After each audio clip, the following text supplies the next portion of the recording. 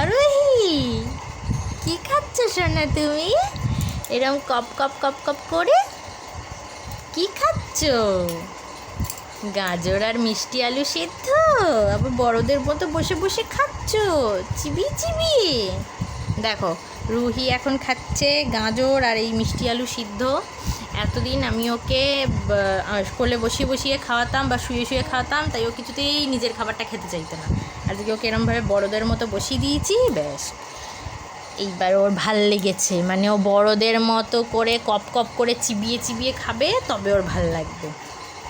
এতদিন মিক্সিতে পেস্ট করে দিতাম বা ছাঁকনিতে একদম লেই করে দিতাম, কিছুতেই খেতে চাইতো না। তাই তো সোনা? হ্যাঁ, হাসো হাসো হাসো, হাজো হাজো হাজো।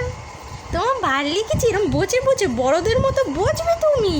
ও আচ্ছা, নাও কাও কাও কাও, কে নাও কে নাও।